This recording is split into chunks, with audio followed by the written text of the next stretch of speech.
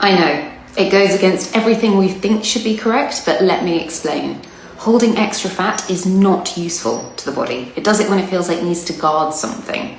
Your body's never working against you, it's only ever trying to save you. So when we chronically undereat, whether through cyclical yo-yo dieting, restrictive clean eating, or even just mistiming our meals around exercise, the body responds by slowing everything down. To begin, your BMR, or basal metabolic rate, which is the number of calories you burn at rest, drops. Why? Because the body is trying to conserve energy for survival. It reduces energy-hungry processes like thyroid function, hormone production, digestion, and muscle maintenance. And muscle loss is key here, as muscle is your constantly simmering engine. So if your body stops reinforcing it, then your metabolic rate will fall even more, whilst also reducing your ability to regulate your blood sugar.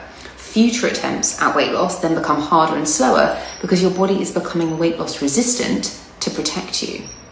The common pattern is to pair restriction with cardio exercise, especially fasted cardio, as this overrides feelings of low energy that the underfueling will also create.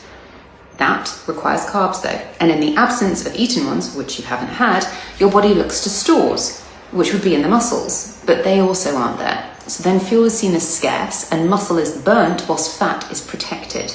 And again, we see long-term metabolic slowing with short-term fat guarding, whilst you feel like you're working really hard. And this is why yo-yo dieting is a yo-yo. You lose weight, but it's mostly from muscle, then come out of the diet period and regain fat more easily because your body is less metabolically efficient than when you started. And critically, we also see total daily energy expenditure drop too, which is BMR with movement and exercise added. And yes, they are separate. Less regular moving around equals less consistent metabolic reminders for the body to work. And it's actually much better to move for 15 to 20 minutes 3 times a day at a moderate level than once a day for an hour at a high level. Now, in my experience, the next bit is where the wheels fall off for most people though, because after a period of restriction, the body naturally drives strong urges to overeat. But this is biology, not a lack of willpower.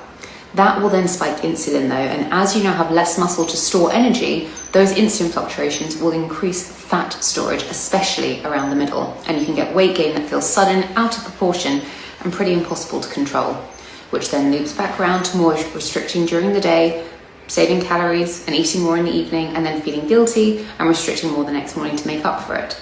But that is nervous system hyperactivation, not just a bad habit. Now, if this is hitting home pretty hard, you are not alone, and there is absolutely a way to break the cycle.